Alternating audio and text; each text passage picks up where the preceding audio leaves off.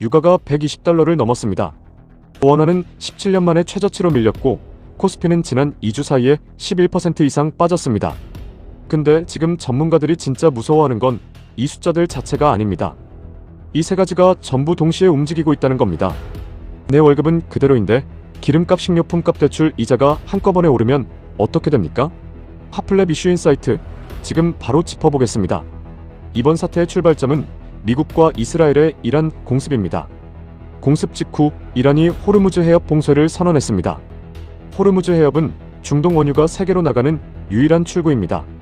전 세계 원유 수출의 20% 이상이 이 길목을 통과하는데 봉쇄 이후 하루 통과량이 1,600만 배럴에서 400만 배럴 수준까지 떨어졌다는 추정이 나오고 있습니다.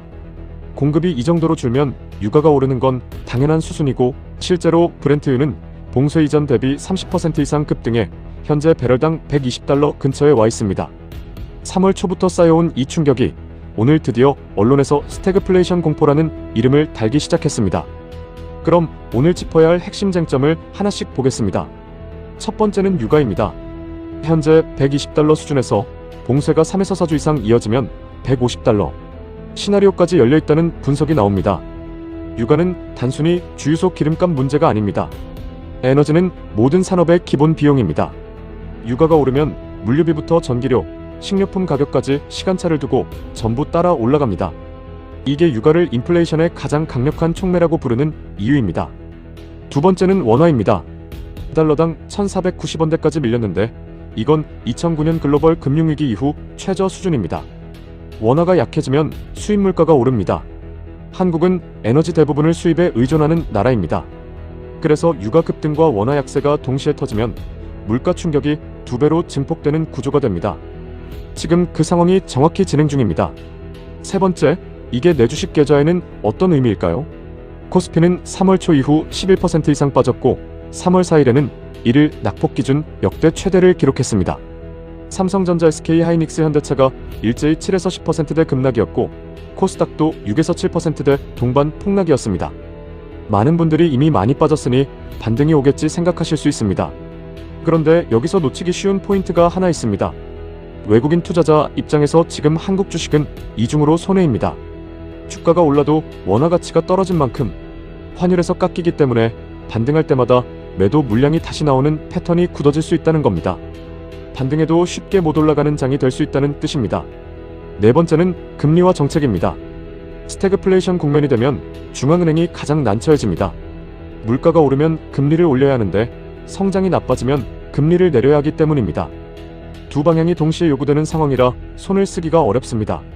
실제로 한국은행도 금리를 빨리 내리기 어렵고 유가가 더 오른다면 오히려 긴축을 다시 고민해야 할 수도 있다는 분석이 이미 나오고 있습니다. 그럼 앞으로 어떻게 흘러갈 수 있는지 시나리오를 보겠습니다. 단기적으로 이번 달 안에 체감할 변화부터입니다. 기름값 인상은 이미 진행 중이고 공공요금과 식료품 가격이 뒤따를 가능성이 높습니다. 변동금리 대출을 가지고 계신 분들은 금리 상단이 빠르게 내려오지 않는 구간이 길어질 수 있기 때문에 고정금리 전환 여부를 지금 점검해 보시는 것이 좋겠습니다. 중기적으로는 갈림길이 있습니다. 호르무즈 봉쇄가 외교 군사적으로 빠르게 해소되는 시나리오라면 유가가 되돌아오고 원화도 안정될 수 있습니다. 반면 봉쇄가 2달 이상 이어지는 시나리오라면 IMF 추정 기준으로 글로벌 성장률이 0.2%포인트씩 깎이고 물가는 1%포인트 이상 추가로 오를 수 있습니다. 한국은 에너지 수입 의존도가 높기 때문에 이 충격이 평균보다 더 크게 올 가능성이 큽니다. 업종 측면에서는 항공운송유통화학처럼 에너지 원가 부담이 직격으로 오는 쪽은 조심스럽게 보는 것이 맞고, 정유방산에너지 인프라 관련주는 유가와 지정학, 리스크를 오히려 수혜로 전환할 수 있다는 분석이 나오고 있습니다. 저는 이번 사태를 단순한 전쟁 뉴스가 아닌 한국 경제 구조의 취약점이 한꺼번에 드러나는 사건으로 봅니다.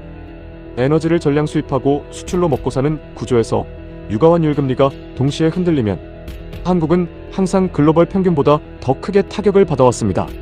1973년 1차 오일 쇼크 때도, 2008년 금융위기 때도 그랬습니다.